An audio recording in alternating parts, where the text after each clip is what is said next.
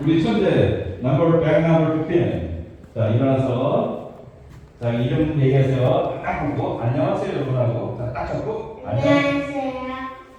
이름이 어떻게 돼요? 예, 박수 부탁드립니다. 자,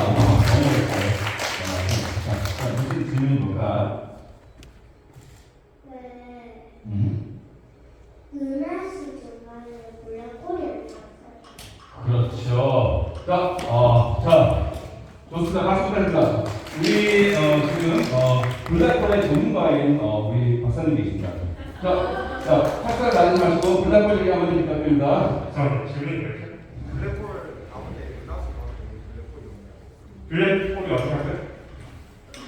블랙홀이 있습니다. 은하 중심에는 블랙홀이 있어가지고 예전에 블랙홀을 간접적으로 관측해서 블랙홀이 그때는 안 보이는데 그 은하 중심에 어떤 별들이 이상하게 보이지 않는 그런 물체 주위로 도는 게 확인이 됐어요. 그래서 우리가 블랙홀이 있구나라고 발견했었고 최근에는 전파망원경 관測기라고 해서 그런 전파망원경으로 블랙홀을 직접 관측을 했어요.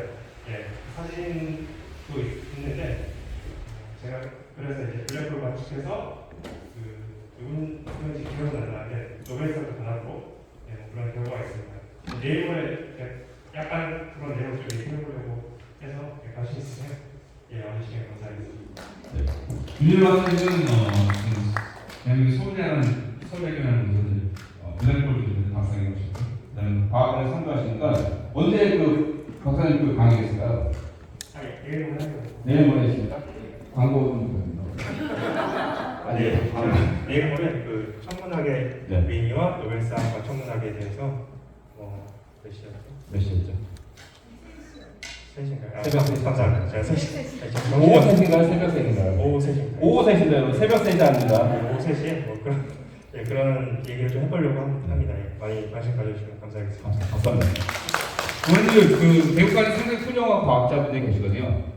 항상 만나게 하고 소통하다 보면 아이들이 이제 비슷해지겠죠. 그래서 가장 엄청난 상상을 초월하는 교육적 과학자이기 때문에 한양 훌륭한 과학자분들은 계속 아이들이 만나서 이야기도 하고 이런 기회를 많이 만드시기 바랍니다. 자, 다음 질문 있을까요?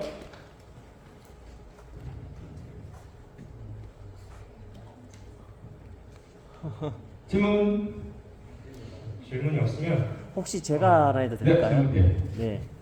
네, 저는 남경원이라고 합니다. 소속이 어떻게 되세요? 여러분. 예. 네, 안녕하십니까. 저는 남경원이라고 합니다. 일요신문의 기자입니다. 박수 부탁드립니다. 저렇게 기자님들 관심 갖고 가지고. 네. 지금 우리나라는 땅을 보고 부동산에 투자하지만 사실 이 아이들은 하늘을 보고 미래에 투자하기 위해 이 시간 공부를 합니다. 그래서 이 시간이 너무 귀한 것 같아서 취재를 나오게 되었습니다. 양자역학에 대해서 사실 몇 년 전부터 아주 많이 연구가 되고 있는데 사실 이해가 잘 안 되더라고요. 이 빛이라는 입자가 파동이었다가 입자가 되기도 했는데 관찰되어지면 입자로 변하고 파동이 되고 이런 것들을 이용하는 양자역학의 컴퓨터라든가 이런 과학들이 많이 나오고 있습니다. 여기에 대해서 전문가들이 한번 진짜 의견을 한번 들어보겠습니다. 좋습니다. 걱정하셨네요. 자, 전현진 박사님 전문가 말씀 부탁드립니다. 여기는 전현진 박사님은 대국립과학원의 교육 쪽의 실장이셨고요. 수많은 많은 프로그램을 만드시면서 박수 부탁드립니다. 수고하셨습니다. 이거 꾸려온 얘기가 있었는데 일단 지금 그 미시적 관점하고 거시적 관점에서 말씀하신 것처럼 파동과 여기 그 양면성에 대해서 지금 얘기가 나오는데 근데 아직까지는 양자 컴퓨터 관련해서는 그 어떤 중첩에 대한 것들이 물리적 현상으로도 아직 안 나온 것 같아요. 그래서 아직까지는 이런 양자역학이 어떻게 보면은 여러 가지 어떤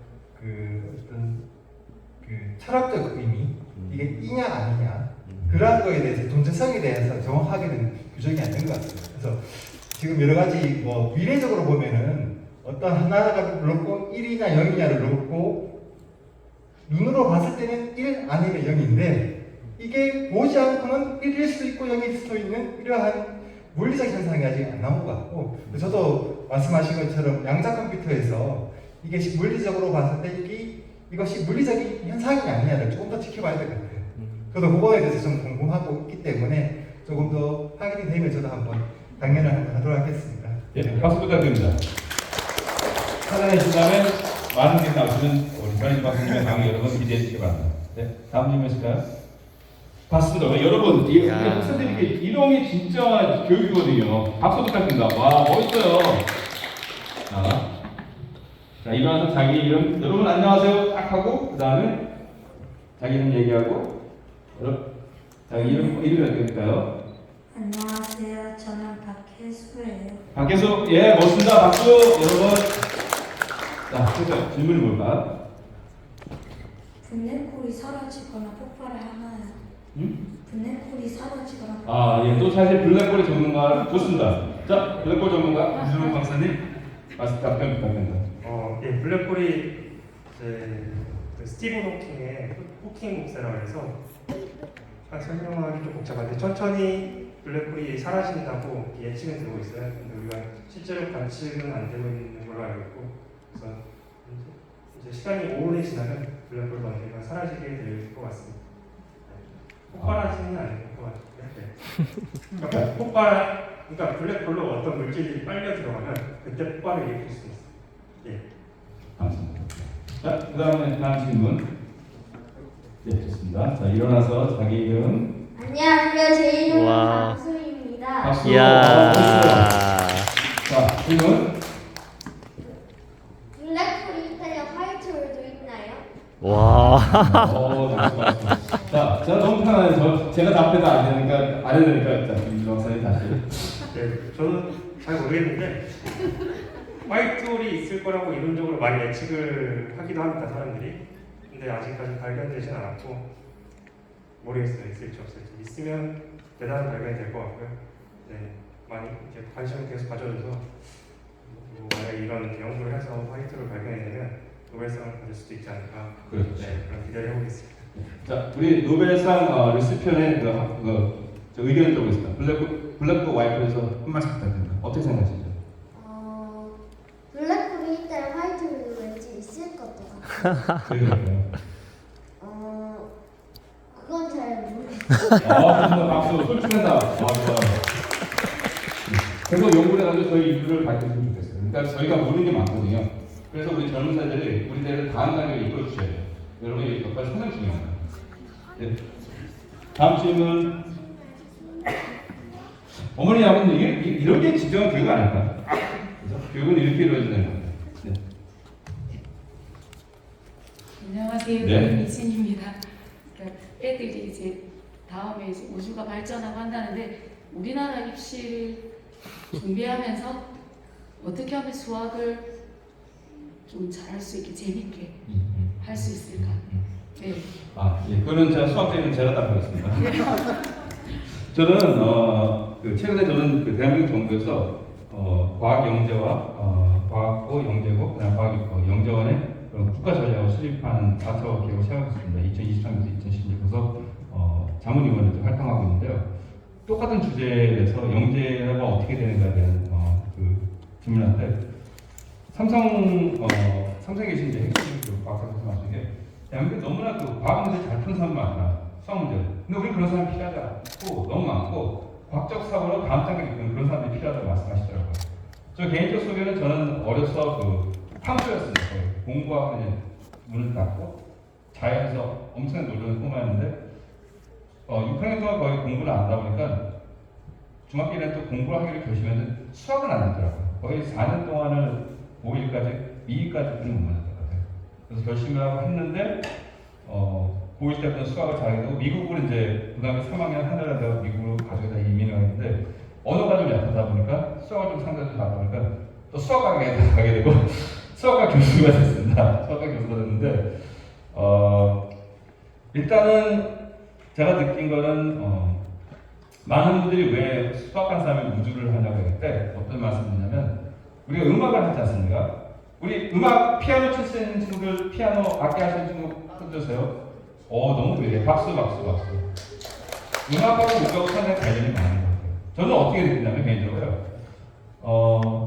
제가 이제 음악은 할 줄 모르지만 악기는 모르지만 그 악보를 이렇게 바이올린이나 피아노 음색이 나오지 않습니까? 그러면은 우리는 음악을 느끼죠.